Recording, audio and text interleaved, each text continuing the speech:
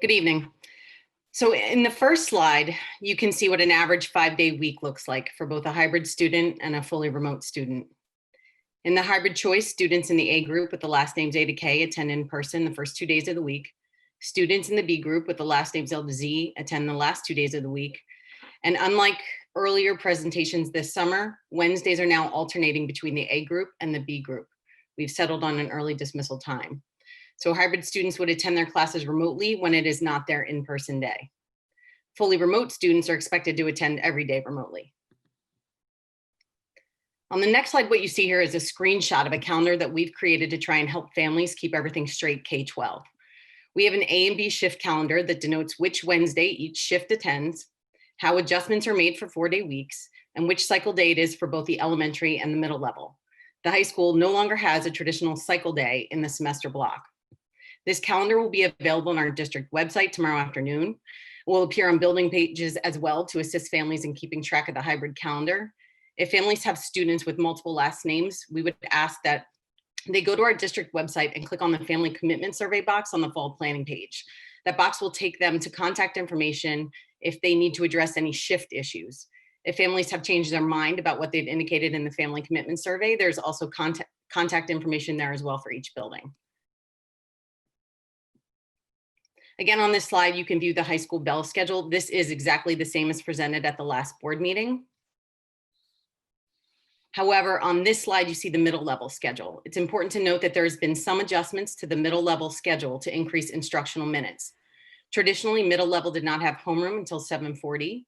Middle level will now start at 7:25, similar to the start time at the high school. This change added 2 minutes to each instructional period compared to previous presentations.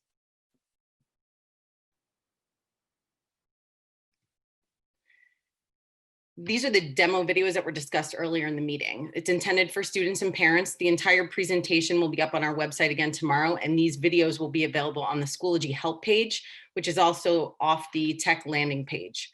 Students will receive an in-depth orientation during the first week of school, and we strongly encourage parents to also go on Schoology that week with their students and decide what notifications they would like to receive as part of the parent side of the Schoology learning management system. All secondary students will also be issued a Chromebook and will have tech support whether in hybrid or remote. More information is coming from our buildings regarding device pickup for 6th grade, as well as new student pickup for students in grades 6 through 12. In order to deliver the maximum teaching and learning, we need all secondary students, whether they choose in-person, hybrid, or remote, to be accountable and in attendance based on the bell schedule of their building and the direction of their teacher. If students are unable to connect during the day in a daily way, we strongly suggest that student and family consider VESPA. That's our asynchronous cyber program. It's East Penn's own program. However, in the hybrid model, parents can expect that 100% of the instruction, 100% of the instruction for those who opt for remote learning will take place remotely. 50% of the instruction will take place for those who opt for hybrid, and then they will get the rest remotely. So what can students expect? That teachers will communicate a plan for the week by Sunday evening, that assignments and meeting links for the week will appear on the student's Schoology calendar, attendance expectations will be clear, and we'll go into greater detail about attendance expectations later in the presentation. Direct instruction from the teacher may be recorded, students will not be recorded, and absence from class is handled the same way it was handled prior to COVID. There will be a non-instructional period in the day, whether in person or remote, to support all students. At high school, it is advisory period. At the middle level, it's period 9. And students will have up to 4 hours a day of teacher instruction. With condensed instructional periods, students aren't expected to engage in additional asynchronous instruction outside class. Why isn't it going to be exactly the same for every student? Because at the high school level, it depends on how many credits the student has and what those courses are comprised of. At middle level, the expectations are far more similar. And so now I'd like to kick it to Mr. Mahalik, our secondary STEM supervisor, as he gets into the details of the instructional models for both hybrid and remote. Thank you and good evening to everyone. We have 3 different options for the 3 primary learning models for this year. And the thought is that the teachers would essentially choose which option they would want to use each day. And I want to make sure that that's very clear up front, that we're not essentially asking the teachers to do all 3 of these within a class period. This is what we're asking them to pick per day. and they put them together the way that they best see fit throughout the course of a week or the course of a unit. So option one is a fully synchronous class period. Of course, the students who are in person are always going to be getting that in-person instruction as long as we are in the hybrid model. But for option one, the fully synchronous class period, especially for those remote learners, means that those fully remote learners are going to be basically learning live with the rest of the class. Now, those fully remote learners, for the purpose of this slide, could also include the students who have chosen the in-person learning, but it's just not their day. So with option one, the class will be entirely synchronous throughout the duration of the class period. So if it's a high school schedule and with block, if it's 9 to 10, everyone is going to be there from 9 to 10. The teacher has a lot of different options, the same way that they did when things were normal with how they'd actually want to structure the class period, different types of learning activities, conversations. There's really a lot of options, and it's going to really vary a lot depending on what exactly they're trying to teach. Option two is a part-time synchronous class period. So in this option, what's probably going to be most likely is that the class will start together. And then, again, the teacher will have some variety with what they want to do. They'll go through a couple different learning activities. And then at some point, the teacher might allow those students who are not in the classroom physically, they might allow them to continue their work asynchronously or offline. So again, option two would be a part-time synchronous class period. What's really nice about option one and two with that added synchronous piece is that Zoom is allowing the teacher to connect to all students wherever they're at. The Zoom is also going to allow for the teacher to be able to give live help. And that's a really, really big deal. And hopefully everyone out there is hearing that. If a student is at home, they have a question, they can just put that question in the chat. And so right there, we have a really big improvement with our plan in that students in person can simply raise their hand, they can get some help, but students at home, as long as they're still in Zoom, they can throw a question in the chat and we can give them live help instead of maybe them having to wait until office hours or when a teacher could get back to them through email. So I think that is a really big advantage to the added synchronous time period with options one and two. Another variation of option two would be maybe the class doesn't start together, but the teacher says, and I'll just use a class from 9 to 10 at the high school, the teacher would clearly communicate, all the remote learners, we're going to have a meeting at 9:30. And so the teacher would need to clearly communicate, like mentioned before, by Sunday evening, what is expected of the students. And then the students would be there at their, at the time that the teacher had asked. So then maybe there can be some kind of small group instruction or conferencing that takes place more at that specific time period. And then option three is going to be an entirely asynchronous class period.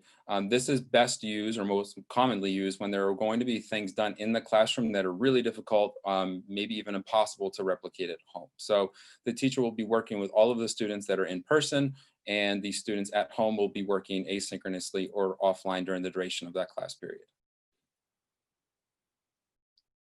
So putting this all together and what this really looks like, we have a diagram here on the right, which essentially says that for the core subjects, we're setting the goal at 60% option one, which again is that fully synchronous class period.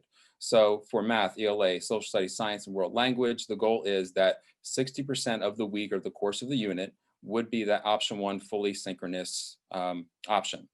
For the other subjects, the other departments, we flipped it. So we're thinking more 60% option three. And I want to be clear about why exactly we were thinking that. And it's because a lot of those other departments will have things that are more difficult to do synchronously. And I'll just share a couple of examples. Creative foods comes to mind. If the students are in a creative foods class in person and they're preparing some food, the students at home really can't do that synchronously. They're going to be in a position where they have to wait for a parent to be home to supervise, if that is, of course, what the teacher is teaching and asking the students to do. Dissection is another really good example for science. It's great for the students that are in person to be able to perform a dissection, assuming that we can do that according to the health and safety plan. But it doesn't really make much sense to have the students at home watch a video of other students performing dissection when they could probably be doing maybe some kind of virtual simulation, or for those hybrid students who it's not their off day, they might get a chance to do that when they do come in. So again, the intention was, we recognize that with some of the other departments, there might be a lot of things that are more challenging to do synchronously.